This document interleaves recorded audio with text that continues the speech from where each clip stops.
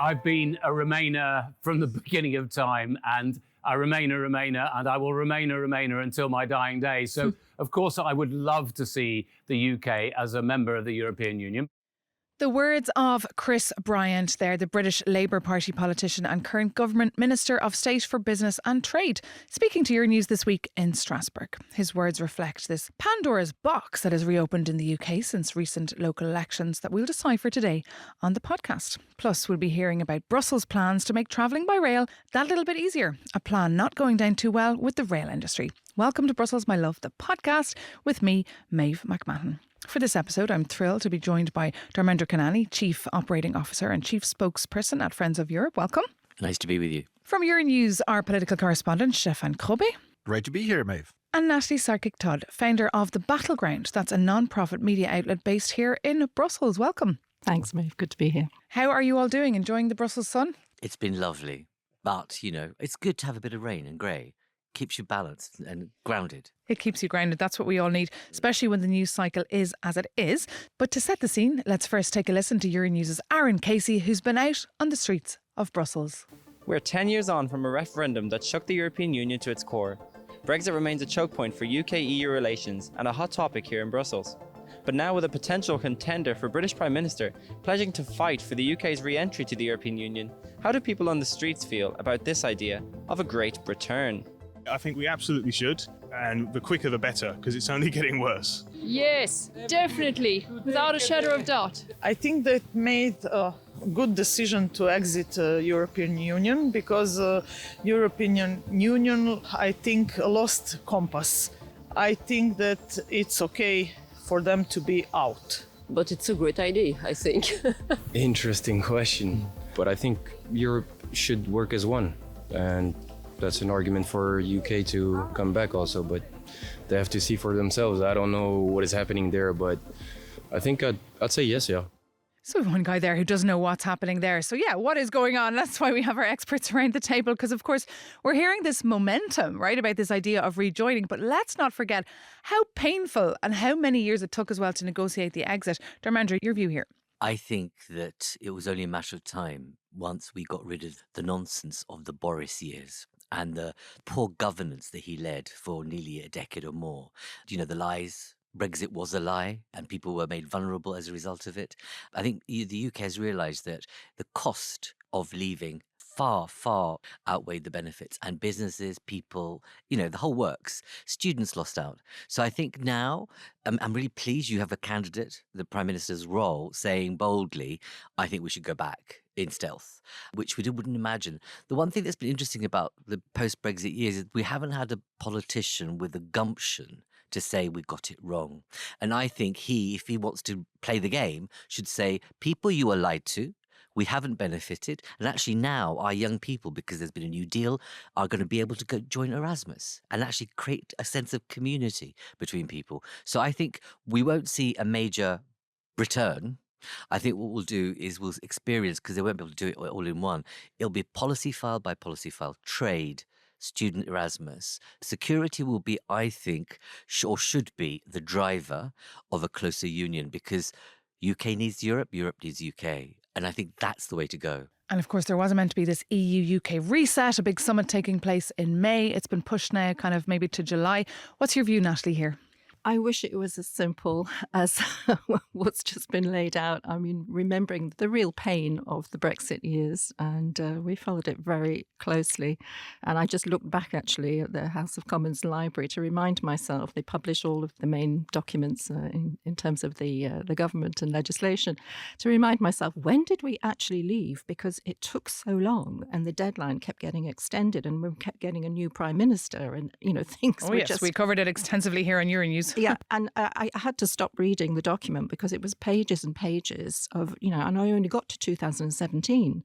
So the idea that now with Starmer under extreme pressure, with new candidates wanting to come in and, try to save the country from Nigel Farage, because let's be honest, that's what we're all worried about. The idea that they're now going to open the Brexit Pandora's box, I think, is not for now. I think saying that, yes, we want to do better trade and, the security relationship can always be increased and improved. And Erasmus is great, and coming back into Horizon Europe, all these things are good. But let's not forget that people voted to leave the EU not because of the EU. They voted to leave the EU because of their domestic circumstances. They were lied to.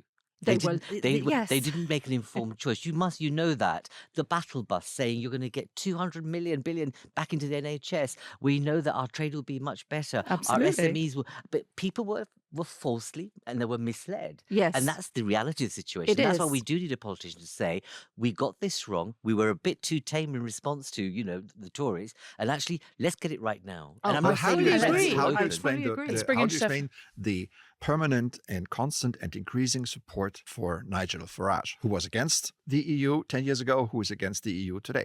And all what you said, I totally agree with. But to make it, more interesting here now, I want to put some cold water on this. Joining the EU is not a quick process. First of all, domestically, it would probably distract Britain from everything else for at least a year. If there's another open debate about rejoining the EU, it will basically kill everything else. Yeah. Then, this happened 10 years ago. You wonder, should a country be allowed to, switch opinions every 10 years, etc.? But this is essentially the same political class that engineered Brexit 10 years ago that are still in place today. Over the last 10 years, we've had 6 prime ministers. This is almost Italian. And actually, it's only 5 years, I don't want to badmouth Italy, but they have had 2 prime ministers in the same period. They have much better economic numbers than Britain today. On the domestic front, I don't see this happening. And on the European front, do you think that I'm absolutely sure that every EU country would, and they have to, vote for the re-entry of Britain? How about the French? France is probably the country that would lose most diplomatically. Indeed. If but hang Britain on, let's be clear. rejoins. I'm not suggesting there'll be a vote to rejoin the UK into the EU. That's farcical. That's a waste of time. The EU Council needs to agree. No, of course they do. Like with every member. But reality new is member. Force majeure. What's happened in those 10 years? We've had COVID. We've got a war. We've got Putin on our doorstep. You've got covert situation happening across the piece, right? Right. There's a kind of sense of necessity of working together. I'm not saying there'll be a vote in the council. I just know for sure, actually, UK will actually have the best intelligence that the EU needs in terms of security analysis. They need to join forces. So I'm saying necessity will drive a different kind of union approach. It won't be a part of the union, but actually on trade, on students, on security, we'll see a greater alignment. That does not mean it would be the same cherry picking that we've seen prior. This is an interesting word, the cherry picking, because of course if you look at my country like Ireland, of course it was very painful for Ireland. Ireland lost out a lot, and the Irish on paper potentially would like to see them come back, but I'm sure with some sort of opt-outs and not getting that special treatment, There's one thing that nobody wants to talk about in the UK, and that's the customs union. Not yet. But I think inevitably we will have to go there, because Starmer backed his whole campaign and in fact, government on growth and trade. So I think you're right that trade is going to be the thing that leads the rapprochement.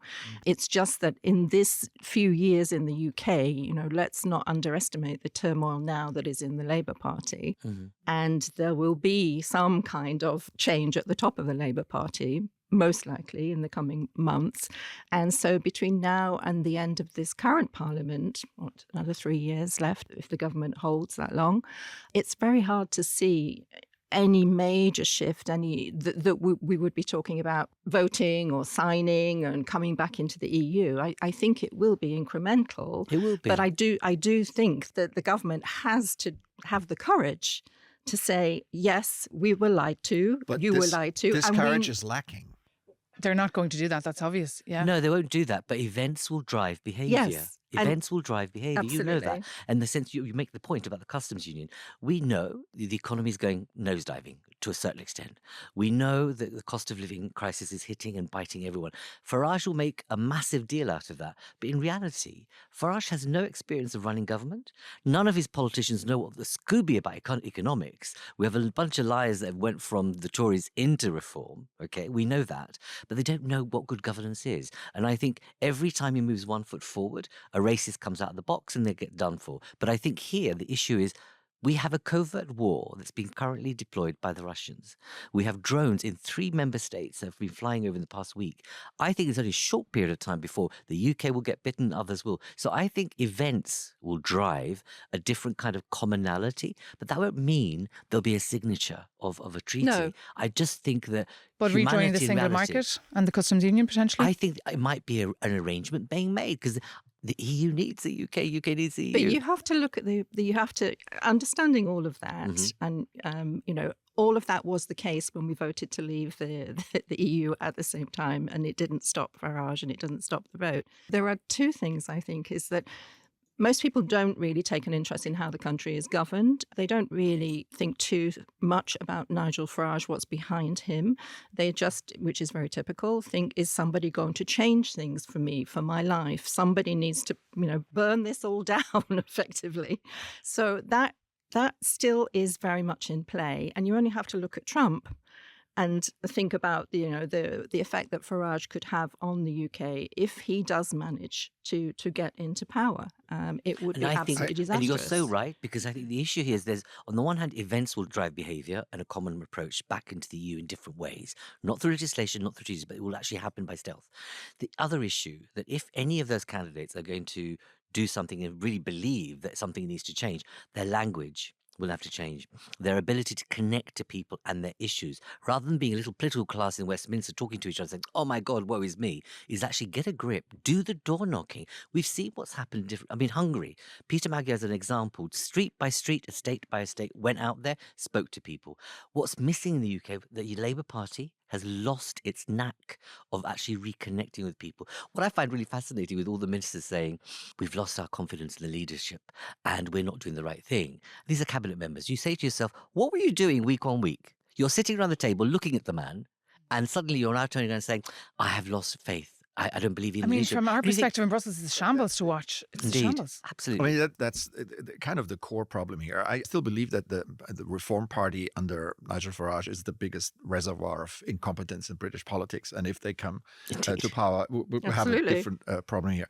But the problem is that the Brexit vote was accomplished by disillusioned blue-collar voters who were not really interested in, as you said, the intricacies, the legal intricacies of Brexit and what it all entails. They were disappointed with at least their own party, the Labour Party, and then they voted, like the Trump voters in the US, they voted against the system. Now, the system hasn't done anything to bring these people back. They haven't reconnected with, and it's what other social democratic parties across Europe have experienced or are experiencing right now.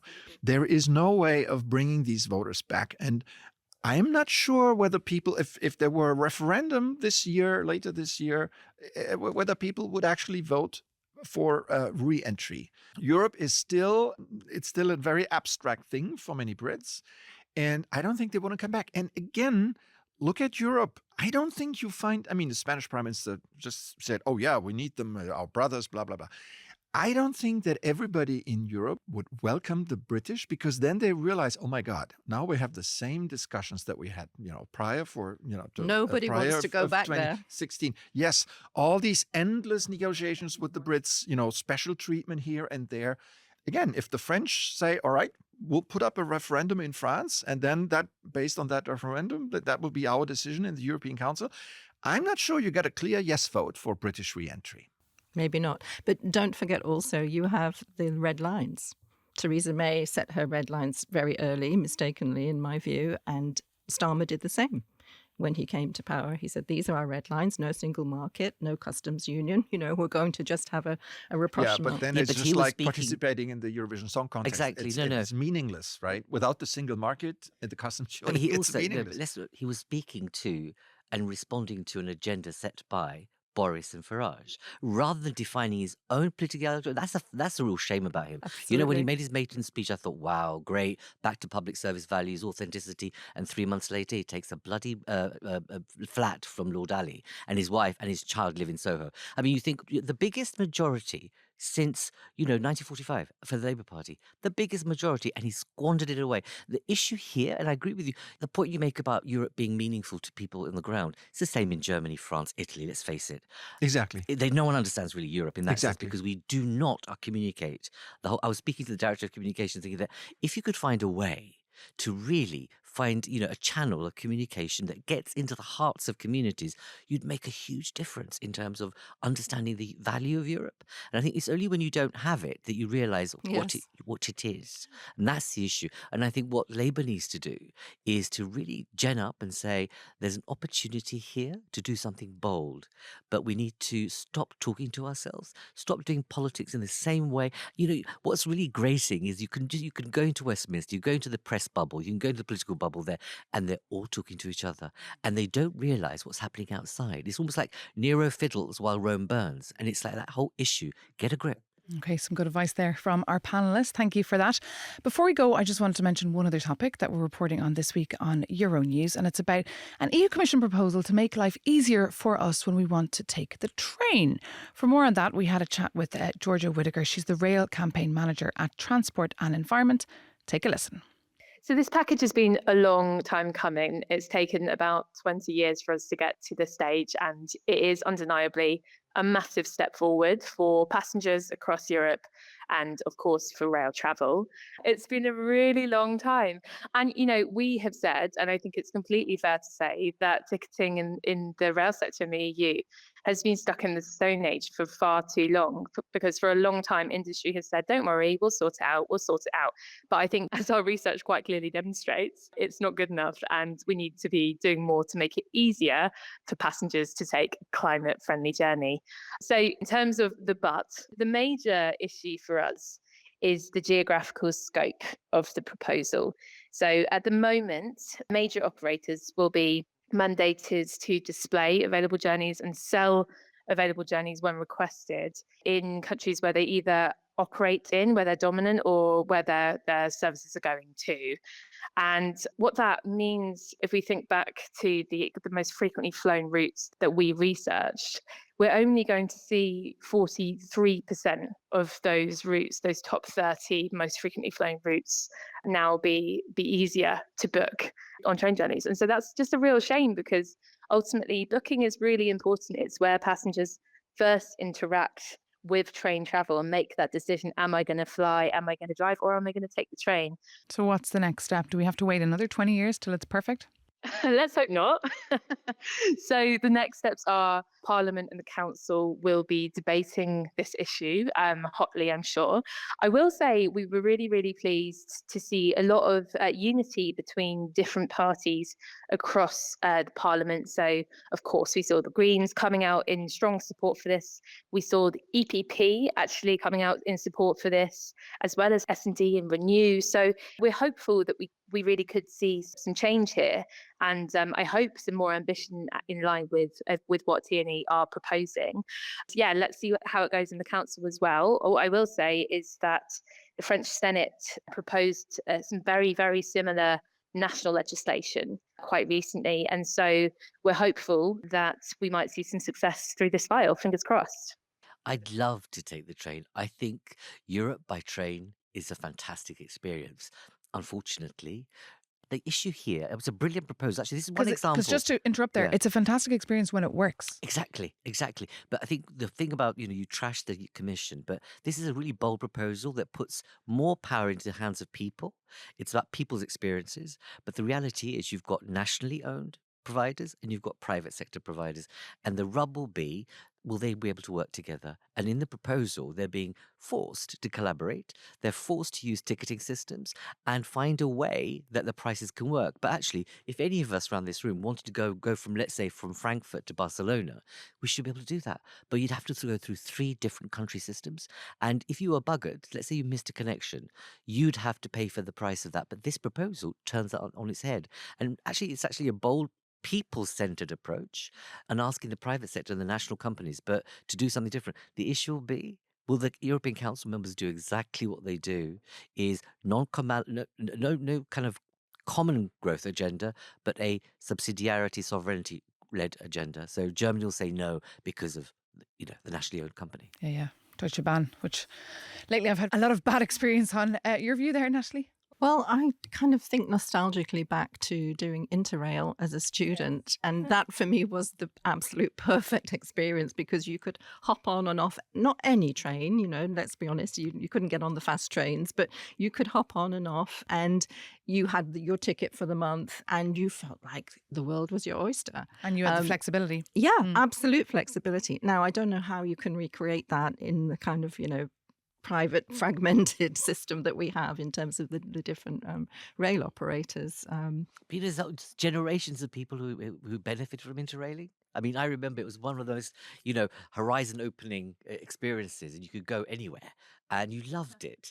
And there's millions of us who've done it. And there's a way in which, you know, Euronews could actually create a campaign and say, bring back interrailing for adults and, you know, young people. And going back to your point about, you know, the value of Europe, for me, my biggest memories are meeting people in Hungary and Absolutely. a young Czech student on the train coming back from Greece. And it was still the Iron Curtain days then. Indeed. But with the people you were able to meet in those circumstances, sitting in a train carriage for 12 hours with nothing else to do but talk was really amazing. I must say, I'm a car guy, right? I would Ooh. never.